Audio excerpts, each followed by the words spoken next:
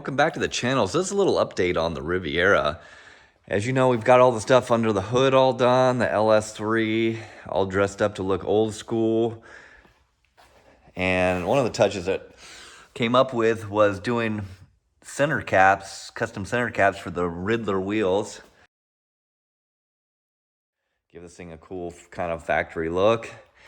And what we're getting on now is the interior. Carpet's in, rear seat is done. Most of the stereo install is done. We got the kicks done. Working on the A-pillars. Still haven't decided fully what we're gonna do for a head unit in this thing just yet. But anyways, let's move on to the back. And we've got the trunk almost completely done. And so this is pretty cool. I'm pretty excited about this. We got some finishing to do as far as a little bit of carpet work and stuff like that. And I think it looks pretty cool, and it sounds pretty amazing too. One of the things that I worked on was sound deadening this trunk. And it's pretty amazing because when you get a lot of bass in the trunk, it really rattles. So anyways, here's a little video that the folks at MTX put together.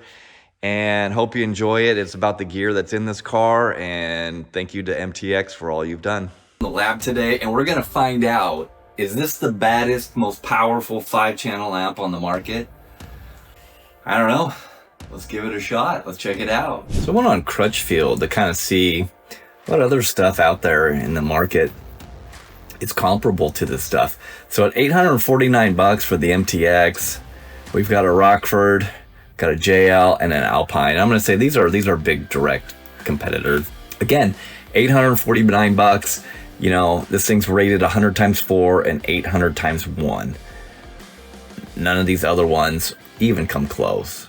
You know, I'm pretty sure that this MTX puts out more power than what it even says it is. You know, we're gonna throw this thing on the dyno and we're gonna see what this thing can do. So you guys know that obviously I'm a long time old school car audio guy. So if you're really into car audio, check out my other channels called Hi-Fi Redo, and we test old school car audio stuff and new school gear. It's pretty cool. What if old school became new school? Well, sounds like a great concept. And I'm pretty sure that's what MTX came up with, and we've partnered with them, and they're gonna sponsor us on a build that we're doing in our shop on a custom car that we're building. Let's check out what we got and check out what MTX is all about. The Thunder is back. Where did the Thunder come from? What we got here is some, vintage MTX Thunder amps. These ones are, mid to late 90s, and, these things really delivered, overperformed for what they cost. Flash forward to, 2025, MTX releases their Thunder line of amps. 1400.5. This thing's a monster. And MTX is one of the last standing old school companies, Their parent company, MyTech, dates back to like 1971. MTX apparently started around 1983. Building, speaker enclosures. The company's still run by John Ivey, who is Lloyd Ivey's son. So at the heart of every audio system is an amplifier. What we've got going on here is the MTX.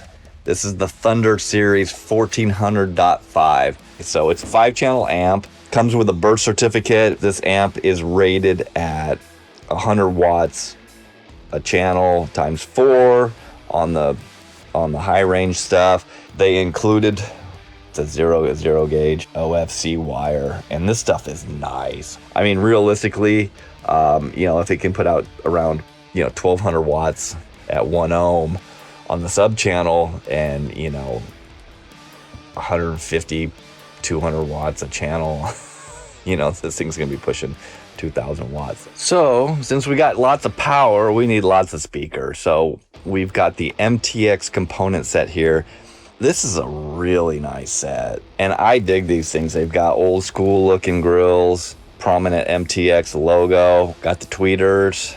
They've got this sealed crossover, $499. While this stuff's not cheap, I call it kind of middle of the road stuff. And again, we'll test this stuff and we'll check it out. We got cast aluminum baskets, woven cone. We come to the big boy. This is the 7512 MTX subwoofer, 1,000-watt carbon fiber cone on this thing, double roll surround. I mean, this is good stuff. So, you know, we're gonna dyno this thing and see what this thing does.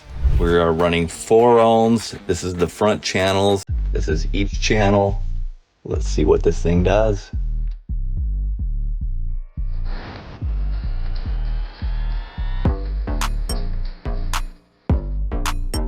Looks like we got 143 watts. All right, same test. This time 2 ohms, front channels, all channels driven.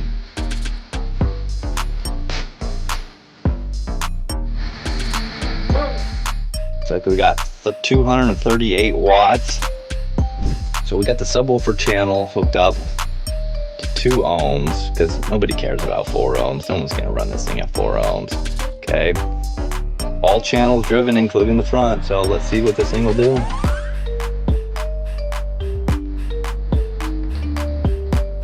Looks like we got 649 watts. Wow, that's impressive. All right, this isn't a test that I always do, but this is going to be a 40 hertz pulse track. So this is going to see how much dynamic power this thing actually does. So let's give it a whirl.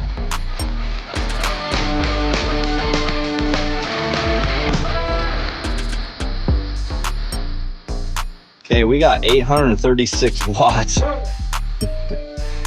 ohms, and we were able to keep about 14 volts. All right, so we got the subwoofer channel wired down to 1 ohm. We got 942 watts. All right, we're gonna try the subwoofer at 1 ohm, dynamic burst, 40 hertz.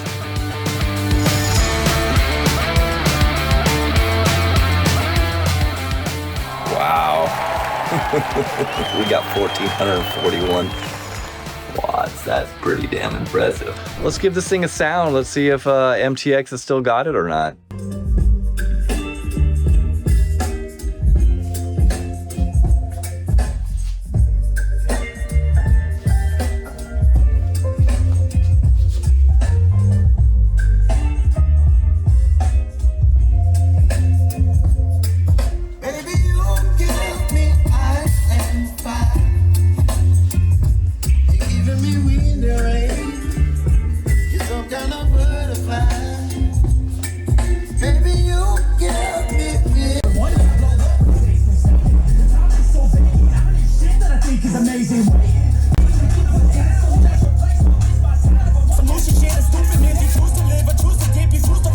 All right, so we got this thing off the dyno, and I'm totally impressed. This thing really killed it. Here's our rated power, and this thing is severely underrated, okay? But as you can see, you know, this thing's making, you know, 30-40% over rated power, and I mean, this is amazing. So if you guys want to take a look at this numbers, and this is the baddest 5-channel amp, I should say, on the market. This amp sounds really good, but where it really shines is on power output. So if you're looking for something that really puts out the power, you know, this amp in its compact size is the way to go. Anybody that's been watching, following the Custom Works channel, we've been building a 1968 Buick Riviera. That's kind of a pro touring-esque build. Is we've got MTX on board on the build doing a big audio system on this thing. The customer wants to do something pretty elaborate and something fun with the audio system in it. So MTX is stepping on. They're gonna sponsor the build, and we're gonna do videos and stuff on the Hi-Fi Redo channel on each of these components. And we're gonna kind of simultaneously do some install stuff, and most of that stuff will be on the Custom Works channel. So, you know, if you're not subscribed to one, subscribe to the other. So here's the vehicle that all the MTX gear is gonna go into, and this is a project we've been working on for a while here at Custom Works Performance. It's a 1968 Buick Riviera, and this car has a lot of sentimental value to the customer. This was his grandfather's car. He bought it new. He remembers growing up basically riding in this car, and so originally we were tasked just to do a little freshen up on it, get it running. It hadn't been running for a long time. And what we ran into was an engine that was completely locked up, rusted solid, and was just a mess. And we've gone through, it's got an LS3 motor in it, and we've tried to sort of kind of dress it up to make it look old school, you know, look a lot more in place than a modern engine and a modern transmission and such. So multi-port fuel injection. So this thing should run really good, and kind of kept it old school looking under the hood. On the inside, we're gonna keep it pretty basic and clean. That's where we're at, and we're looking forward to working with MTX on this. The Thunder is back, and you know, MTX really isn't messing around. You know, they're not fooling anybody. They're not trying to sell you a name. You know, this stuff looks good, it sounds good, it performs well. So I'm pretty excited about it, and you know, I think it's appropriate for this build to put something old school in the car. So anyways, appreciate you watching. We'll catch you next time.